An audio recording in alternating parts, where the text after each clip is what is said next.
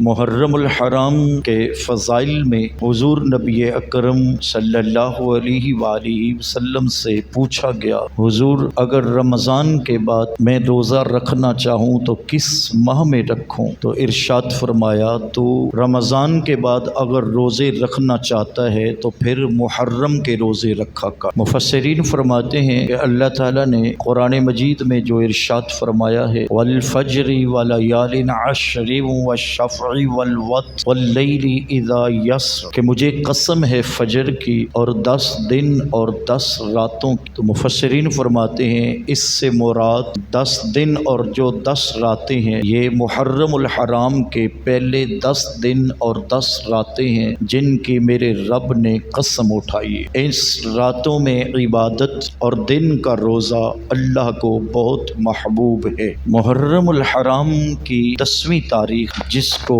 عاشورہ کہتے ہیں، نبی اکرم صلی اللہ علیہ وسلم نے جب مدینہ پاک میں قیام کیا تو دیکھا کہ یہود 10ویں محرم کا روزہ رکھتے تھے، تو میرے حضور نے ان سے پوچھا کہ تم 10ویں محرم کا روزہ کیوں رکھتے ہو؟ تو انہوں نے کہا کہ اس دن حضرت سیدنا موسیٰ علیہ السلام کو اللہ نے فرعون سے نجات بخشی تھی، لہٰذا ہم شکرانے کے طور پہ روزہ رکھتے ہیں۔ تو میرے حضور صلی اللہ علیہ وسلم نے ارشاد فرمایا کہ حضرت موسیٰ علیہ السلام کو تم سے زیادہ تو ہم محبت کرتے، تو فرمایا کہ پھر 10ویں محرم کا روزہ ہم رکھیں گے، لیکن صحابہ کو حکم دیا کہ تم ایک نہیں 2 روزے کرنا، یا تو 10ویں کے ساتھ 9ویں کو شامل کرنا یا 10ویں کے ساتھ 11 کو، یعنی 2 روزے رکھنا تاکہ یہودیوں کے ساتھ مشابہت نہ ہو۔ محرم الحرام تاریخ کے آئینہ میں یکم محرم الحرام کو مراد رسول خلیفۃ المسلمین امیر المؤمنین حضرت سیدنا عمر بن خطاب رضی اللہ تعالی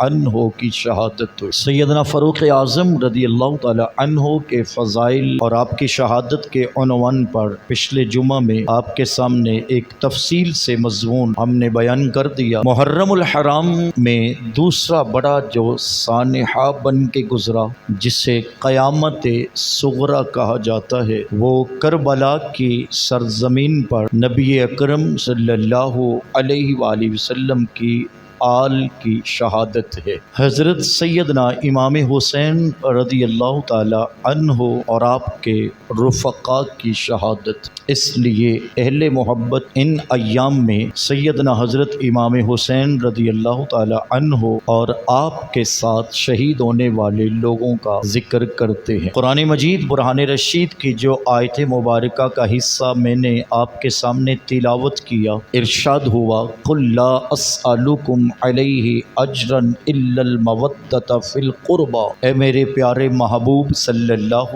علیہ وآلہ وسلم آپ فرما دیجئے کہ میں تم سے کوئی سوال نہیں کرتا سوائے اس کے کہ میری آل سے تم محبت کرنا۔ جب یہ آیت مبارکہ نازل ہوئی تو صحابہ کرام علیہم الرضوان در رسول پہ حاضر ہو کر عرض کرتے ہیں فدا کا ابی و امی یا رسول اللہ، حضور ہمارے ماں باپ آپ پر قربان ہو جائیں۔ قرآن کی اس آیت میں آپ کے قریبیوں سے محبت کا حکم ہے، تو آقا ہمیں فرما دیجئے کہ آپ کے قریبیوں میں کون کون لوگ ہیں؟ تو نبی اکرم صلی اللہ علیہ وسلم نے ارشاد فرمایا میرے قریبیوں میں حضرت علی المرتضیٰ ہیں، حضرت سیدہ فاطمہ الزہرا ہیں اور حسن اور حسین ہیں۔ قرآن مجید کے ایک دوسرے مقام پر ایک آیت کا ایک حصہ ہے انما یرید اللہ لیذہب عنکم الرجس اہل البیت ویطہرکم تطہیرا،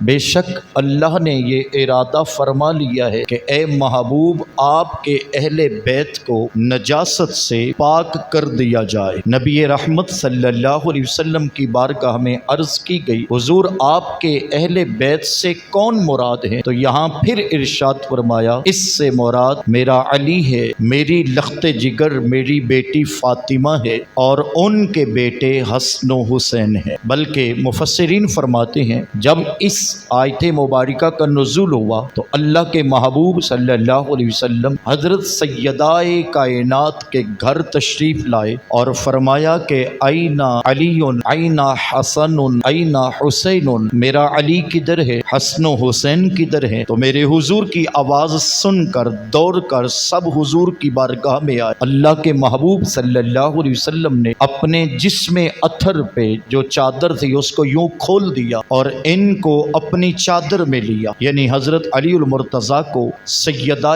کائنات کو اور حسن و حسین کو اپنی چادر میں لے کر میرے حضور نے ہاتھ اٹھا کے اللہ کی بارگاہ میں عرض کی، یا اللہ یہ میرے اہل بیت ہیں، میں ان سے محبت کرتا ہوں، اے اللہ تو بھی ان سے محبت فرما، اور جو کوئی میری آل سے محبت کرے یا اللہ تو اس سے بھی محبت فرما۔ تو قرآن کی ان آیات سے یہ پتہ چلا